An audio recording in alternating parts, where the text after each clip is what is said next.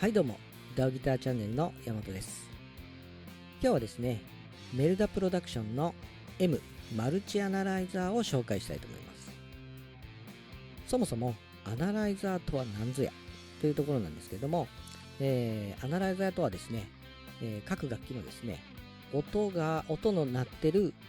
帯域と音量を視覚的に表示してくれる、プラグインになります。で、これを使ってどうするかというと、ミックスダウンなんかをしているときに、いろんな楽器がありますね。ドラムとベースとか、ボーカルとギター、キーボードとかっていう、その音の帯域が被りやすい楽器。被ってしまうとどうしても、音が団子になってごちゃっとしてなんか各楽器の音がよく聞こえないみたいな感じになってしまうんですけれども、これを、アナライザーでどこが被ってるのかで、どこを削ったり、増やしたりしてあげると各楽器が、すっきり聞こえてくるのかっていうのを、見極めるためのプラグインですね。で、通常のですねアナライザーは、一つの楽器しか表示できないのが画面に表示できないのが通常なんですけれども、この、M マルチアナライザーに関しては、いくつでも好きなだけですね、コンピューターが許す限りでかとは思いますが、同時に1画面に表示してくれるということは、例えばベースとドラムで被ってる音域を見分けやすくなります。通常ですと2つの画面を立ち上げて見比べたりとかしないといけないんですけども、それだとどうしてもやっぱり、細かい部分が分かりにくいですね。ですが、マルチアナライザーの場合は、1つの画面で複数の楽器を表示してくれます。ですので非常に分かりやすいという感じになります。そしたら早速ですね、機能をちょっと見ていきたいと思うんですが、このメルダの、M マルチアナライザーですけども、結構いろんなところが調整できて、自分好みにカスタマイズもできます。もう使いたいだけインサートスロットに挿してあげれば自動的にですね全てがリンクされて1つの画面で見ることができます。もちろん2つ立ち上げることもできるんですけど、1画面で全ての楽器が見れますので、1つだけ表示してあげれば大丈夫です。で、サイズもですね自由に変えれますので、こんな感じで変えれますので、大きくしたりちっちゃくしたりして都合のいい感じで見ることができます。この M マルチアナライザーなんですけども、調整するところが結構ありますので、自分好みに表示を変えることもできます。アベレージングですね。ここで、表示される音が入ってから表示されるまでの時間を調整することができます。で、スムースネス、ここねすごく大事ですね。スムースネスが0だと、表示がですね、音の表示が結構トゲトゲしい感じになります。ちょっと音出してみますね。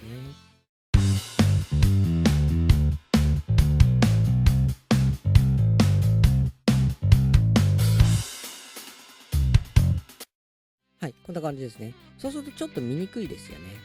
これをスムースネスですねを上げてあげることによってなだらかな表示に変わってくれます。で、同じ音源を鳴らしてみます。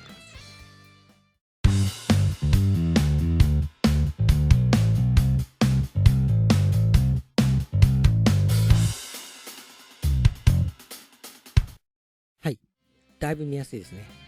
ですのでこれ好みの表示になるところまで上げてあげるといいと思います。で、レゾリューションはですね縦軸の音量ですね、この表示の具合があります。この大きすぎず小さすぎずぐらいに、表示したい音量の部分を表示してくれるように調整してあげればいいと思います。で、ディケイはですね、その表示が消えていくまでの時間みたいな感じですかね。あんまり遅くしてしまうと、鳴ってる音と実際の表示にズレがこれも出ますので、ここは基本0でいいんじゃないかなと思いますが、お好みで。で、ディハーモナイズ。ここに関してはですね、倍音成分をカットする感じですかね。で、基本波形だけになって、表示してくれるという機能ですね。で、この、マルチアナライザー、この表示の仕方、そのグラフの表示の仕方なんですけども、いっぱいあります。今表示したのがスペクトラムなんですけれども、ソノグラム、ポリジョンズ、ラウドネス&ウェイブ、ステレオ、オシロスコープといろんな表示の仕方ができます。それぞれですね、利点がありますので、ちょっと説明していきますね。ソノグラムにするとどういう表示になるかというと、またちょっと音源鳴らしてみますね。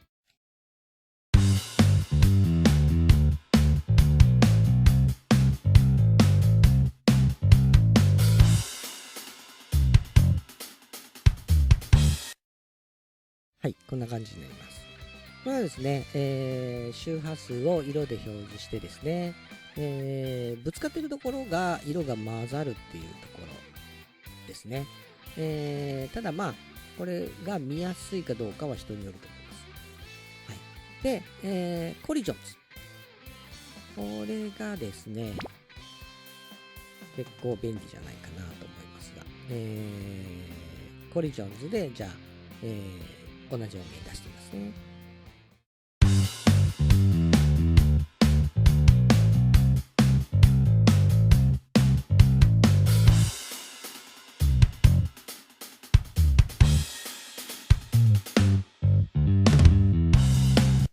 はい。今赤く表示、下の方でされましたよね。下の方で赤く表示されましたね。これが、音がぶつかってる、密度が高いところですかね。になってます。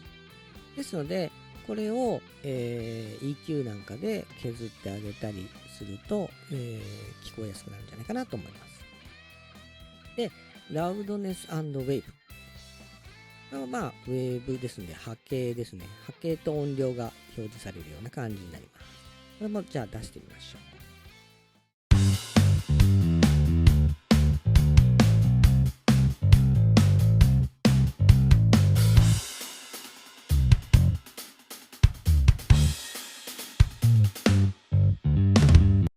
はい、こんな感じですね。これ何に便利かっていうと、コンプレッサーで、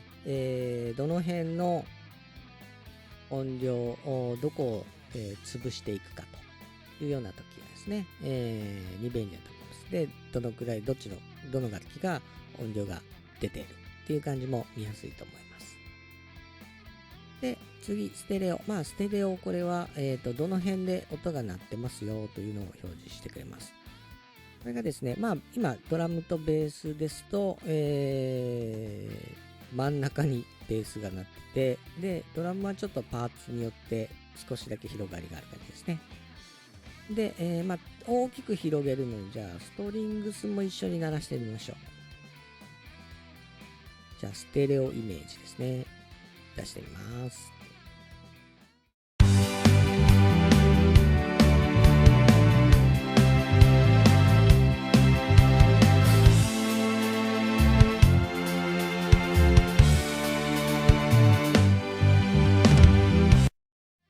はい、こんな感じの表示をしてくれます。これでまあ、どの辺の位置で鳴ってるかなっていう左右のパンですね、を確認することができますが、まあ、パンに関しては耳でしっかり、確認してあげた方のも大事だと思いますね。では、最後、オシロスコープ。これがですね、オシロスコープだと、位相のチェック。位相っていうのがですね、説明すると長くなりますので、ここ割愛しますが、まあ、音の、波形のそのぶつかり具合というか、位相がずれるなんていう言い方をしますが、その波の具合によっては音が聞こえなくなったりとかする部分がありますので、それのチェックなんですが、これを見て調整っていうのはなかなか難しいと思います。ですので、この位相の部分に関しては、これをですね、自動的に調整してくれる、またメルダの、素晴らしいプラグインがありますので、それはまた、次回ですね、次回というか、いつかですね、紹介したいと思います。じゃあちょっとオシロスコープ見てみましょう。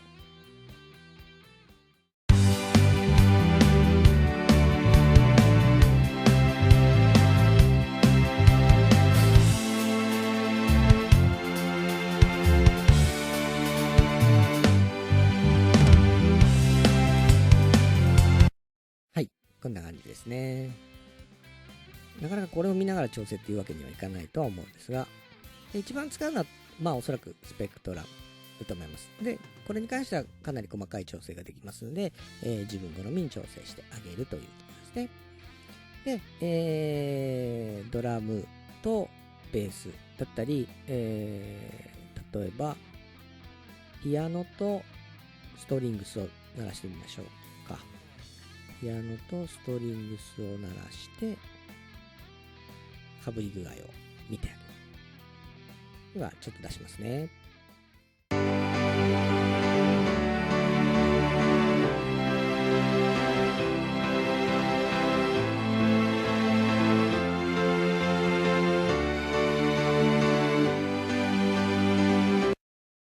はい、かなりかぶってますよね。ですのでこれを、見ながらイコライザーで調整してあげて、それぞれのお互いの音がすっきり聞こえるようにとか、あと低域の部分ですね、ベースとのかぶりですね、これに、じゃあ今のにベースをかぶせてみるとやっぱ低域が、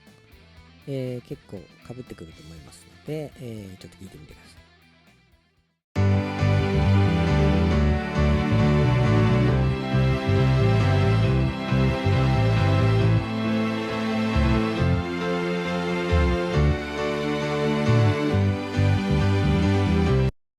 はい、こんな感じで、だいぶこの辺が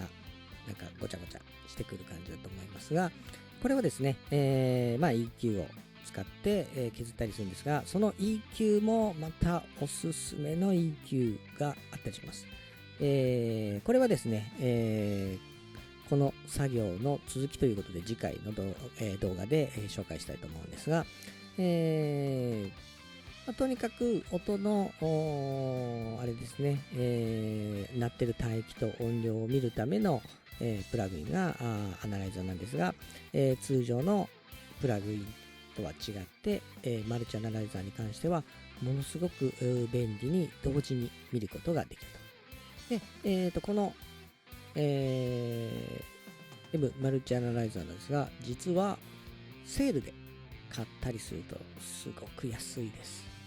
他の、ブランドのやつはちょっと高かったりするんですが、ベルダーに関してはうまく買うと、安く買えたりしますし、一生ですね、メルダが倒産しない限り、アップデートがタダです。で、しかも多機能。ちょっとね、見た目は、使いにくいところはあるんですが、慣れてしまえば全てのプラグインに共通の部分がありますので、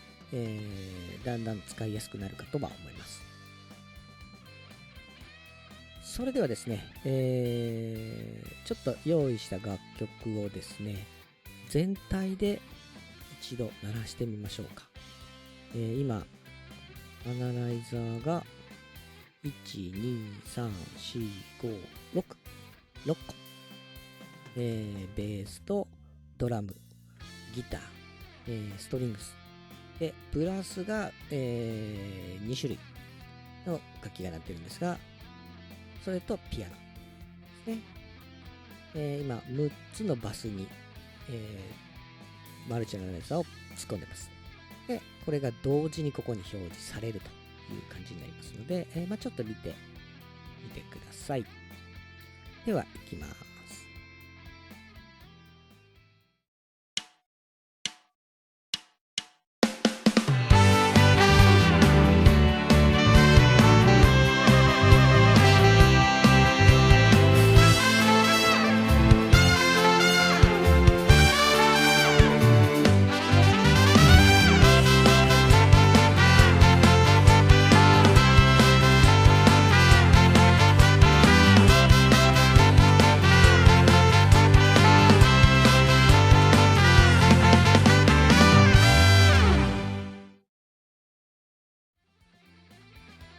はい、といった感じですね。